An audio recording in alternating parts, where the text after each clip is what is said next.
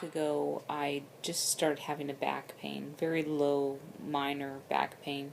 Nothing that alarmed me, obviously. And that evening, Monday evening, I went to the restroom in the middle of the night, probably 1 or 2, and it was worse. It was way worse. I woke up and I felt really, really bad, bad back pain. So I figured I had done something funny. I had twisted funny or something like that. So Tuesday, when I woke up, I decided to go to work because, I really was trying not to miss any days. And I had already scheduled a chiropractic appointment, just a massage. So I was like, well, if my back hurts, that'll be good for me to go. I went, and when I was there, I asked the doctor to go ahead and give me an adjustment too. And I did the massage, but no relief. In fact, over the course of the day, my pain was a lot worse. So every time I would sit, I felt okay, but every time I would stand, I could barely stand in the first place, and it was excruciating. I kind of had to stand there for a few minutes and just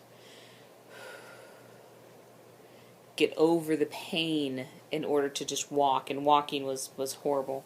So I was completely and utterly miserable all day long. I was in absolute horrible pain, to the point where I even told my husband, I was like, I just don't feel right. I did call my OB and told them, this is what I'm having, what do you think? And they told me it sounded a lot like just normal pelvic pain from the babies growing, and that it sounded like it would probably dissipate in the next week or two. And I said, okay. Of course, I was in so much pain. I kept telling my husband, I cannot go on like this for two weeks. Here or there. I would sit there, and like I said, standing was awful. So I would try to sit, and the pain would just kept coming and going in waves. And then around, I would say 7:38, I decided to use the restroom.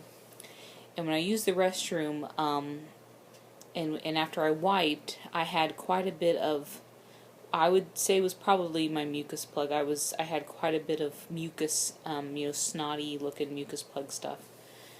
It made me a little nervous. So I washed my hands real good, and I decided to touch my cervix, which some people think I'm crazy, but after doing infertility treatments and all that stuff, your cervix is no longer a scary place. It's you know a lot about it, and I know what mine feels like.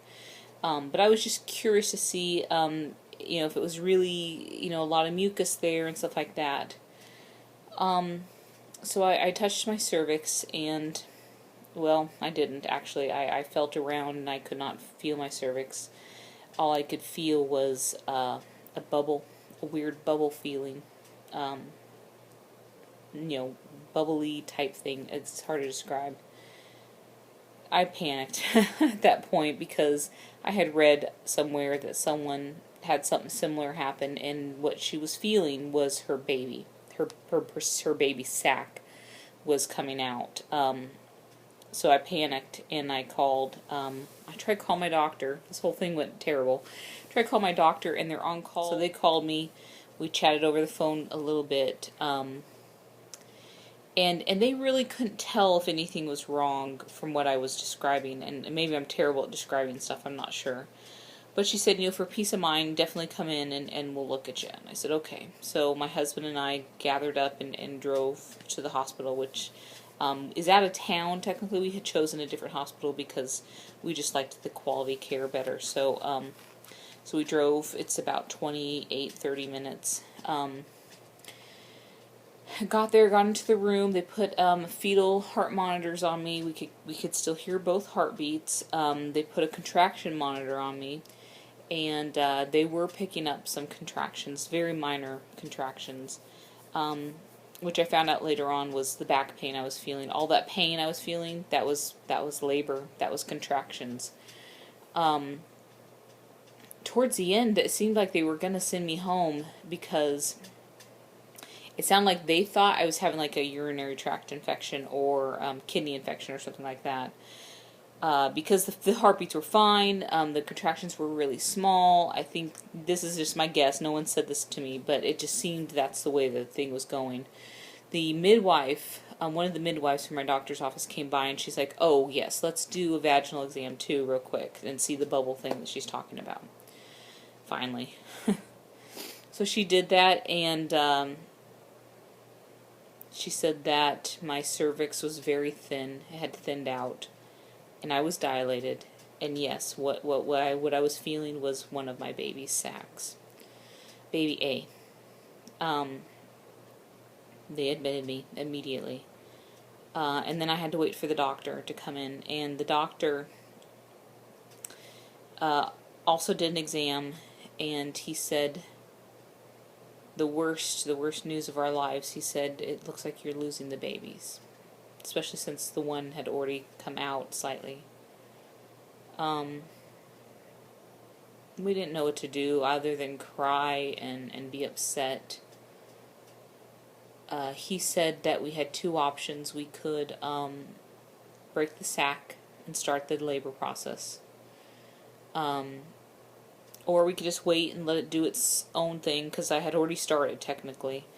And at that point I was shocked of what was happening and all of it hitting us. I did not want to break the sac. I really just wanted to be pregnant still for a while.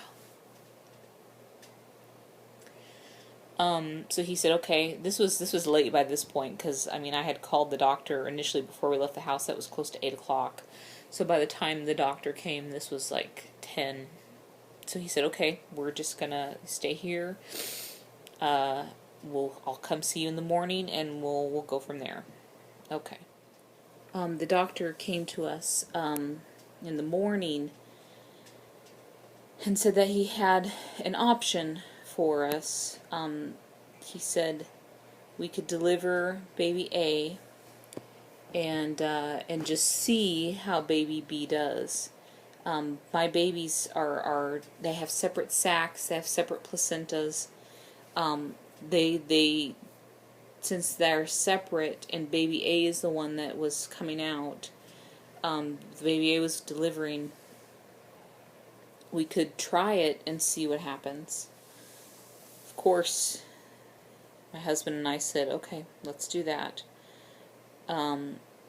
He said he wanted to check with a specialist to make sure that sounded like a good plan, and that he would let us know. So we waited a good chunk of the morning to hear back from him to see if that's the case. And it was a relief to have an option, instead of what was happening. So, so he came in around noon, and that was the case, that he wanted to go ahead and try that plan. He thought, him and the specialist thought that might work. With dire results still, I mean, we're talking like barely would work. But let's try it. And we agreed, yes, we'll try anything. So they broke my sac, the one that was hanging out. And for the next few hours I was just in labor, very minor labor. In fact, I felt worse the day before when I was at home laboring than this. But eventually, just from cues from the nurse, I told her, I said, I feel like it's coming, or that, it's time. And so the doctor came in, and this was around 4:35, and I went ahead and started pushing, and we delivered our daughter. And so she was born at 5:03. We named her Siobhan, and she was born alive. But since I was only at 20 weeks, her lungs were not developed, so her heart was beating, but technically she couldn't breathe. So I just held her for a while until she passed, and she passed in a little under an hour. And then we just dealt with the afterbirth, there was a lot of bleeding, and that concerned him, and he specifically said that if this does not stop, then we are going to have to deliver the other baby. And then we were having trouble with the placenta, it coming out, and it still has not been determined if I finally did birth the placenta or if it's still inside. We're leaning towards it's gone, which is good because we don't want it in there, but still it has not been fully decided by the doctors. ultrasound says it's gone. And then we just had to wait to see if the bleeding would stop, if my cervix would try to close up, and labor all in itself stops, or if baby B starts coming also. And that was pretty much the rest of our night on Wednesday after our little girl was born. I kept her all night long. I know she had passed, but you can't let go. So I kept her all night, and we just waited to see how I did physically, if the bleeding would stop and labor would stop and all of that. So and thankfully bleeding and labor both stopped. So the next morning he came in to check on me, and he did an ultrasound and he did a vaginal exam. The cervix had closed up quite a bit, and I was dilated at 5, so I gave birth at 5. And that may not seem like a lot. It's not a lot.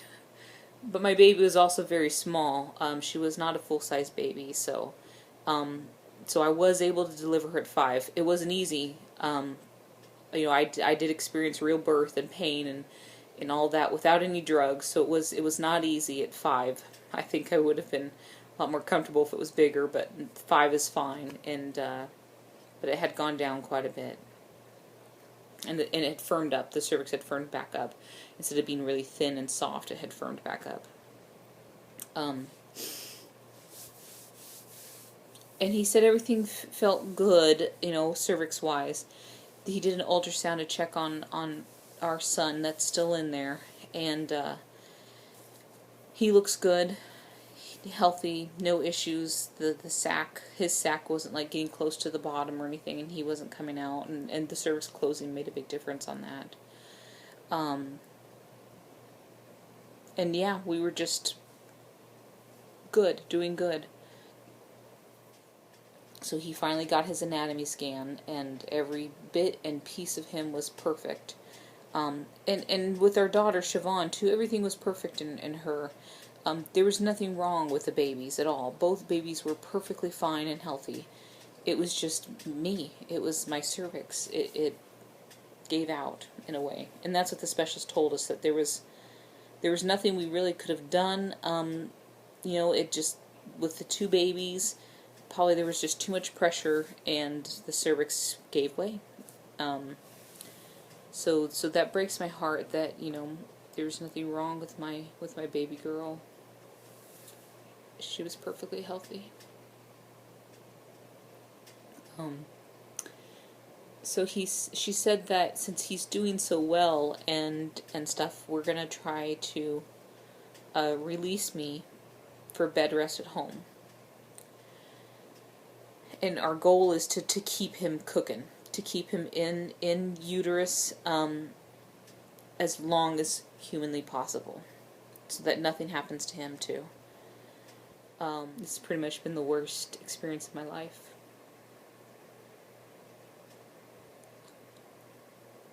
We tried so hard to have babies. The last thing we wanted was to lose one. We don't want to lose both.